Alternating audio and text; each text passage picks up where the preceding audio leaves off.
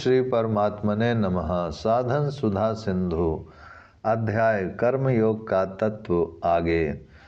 जो चेतन मल रहित और सुख राशि है उसके लिए क्या करना पड़ेगा? उसके लिए कुछ नहीं करना है। हम अपने लिए करते हैं, यही बंधन है। यह बात थोड़ी कठिन पड़ती है, हर एक की समझ में नहीं आती, परंतु अपने लिए करेंगे तो बंधन होगा। कैसे बंधन होगा? कुछ भी कर्म करें, उस कर्म का आरंभ होगा कि नहीं और उसकी समाप्ति होगी कि नहीं। कोई भी कर्म किया जाएगा तो उसका आरंभ होगा और उसकी समाप्ति होगी। उसका जो फल मिलेगा उसका भी संयोग होगा और वियोग होगा। वह आपके लिए उपयोगी कैसे होगा जबकि आप नित्य रहने वाले हो? खूब गहरी रीति से ध्यान दो। अपने लिए कुछ भी नहीं करना है, यह वेदांत का भी सिद्धांत है, अद्वैत मार्ग का भी सिद्धांत है, भक्ति मार्ग का भी सिद्धांत है। जितने दार्शनिक हैं उनका भी यह मत है। जीवात्मा परमात्मा साक्षात अंश है। वह कर्मों से न बढ़ता है न घटता है, वह ज्यों का त्यों रहता है। आप चाहते हो कि वह कर्मों से हमारे को मिल जाए, यही गलती होती है। हम जो कर्म करें दूसरों के लिए करें।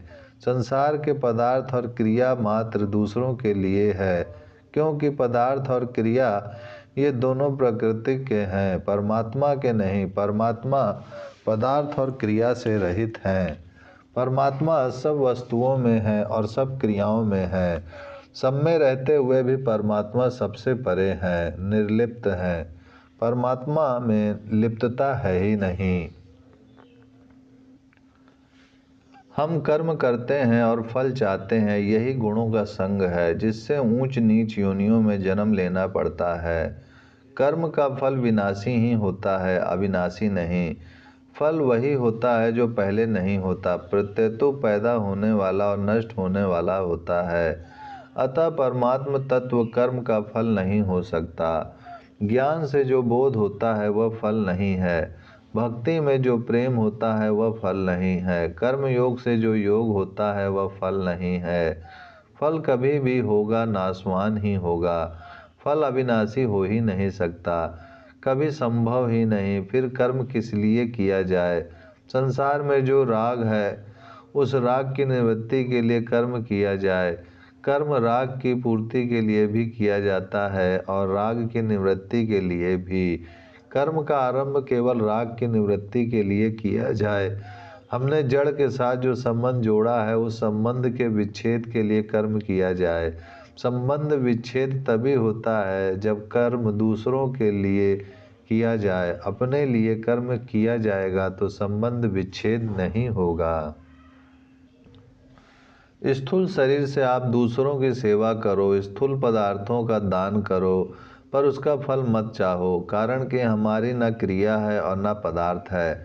फिर क्रिया करना और दान पुण्य करना हमारे लिए कैसे हो गए? ऐसे ही सूक्ष्म शरीर से यह चिंतन किया जाए कि प्राणी मात्र का हित कैसे हो, सबका कल्याण कैसे हो, सबका उपकार कैसे हो, सबकी सेवा कैसे बने।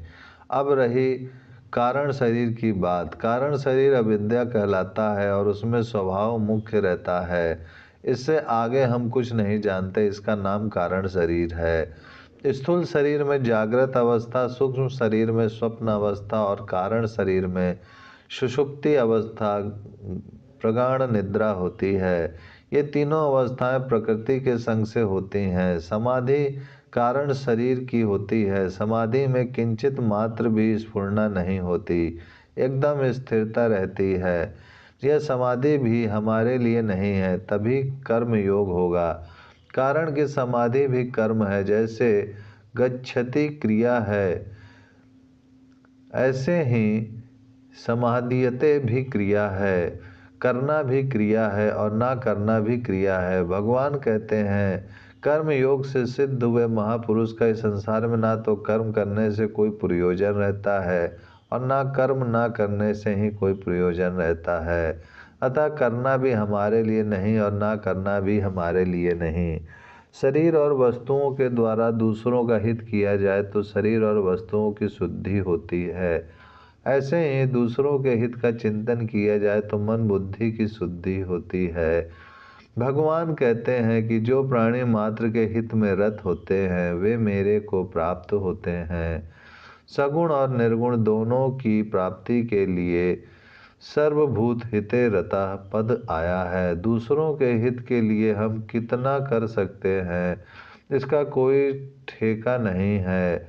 आपकी रति रुचि प्रीति दूसरों के हित में हो, परहित बस जिन्हें मन माही, तिन्हें कहूँ जग दुर्लभ कछु नाही। जिनके हृदय में दूसरों के हित का भाव रहता है उनके लिए कुछ भी करना बाकी नहीं रहता। गीध अधम खग आमिष भोगी, गति दीनहि जो जाचत जोगी। योगी जिस गति के लिए याचना करते हैं वह गति भगवान ने गिद्ध को दे दी।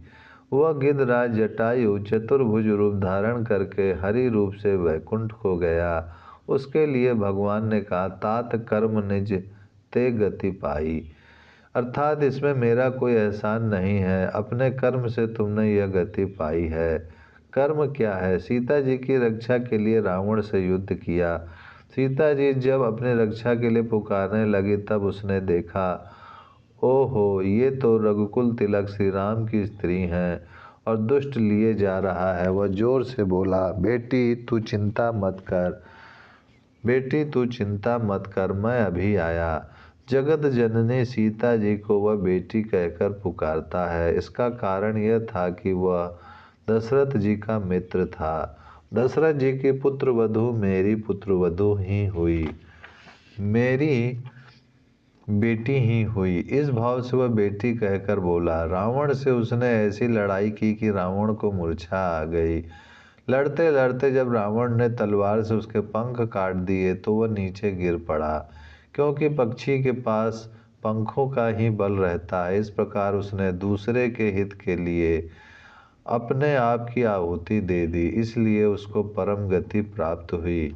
भगवान इसमें परम गति देने में अपना कोई एहसान नहीं मानते। ओम शांति शांति शांति।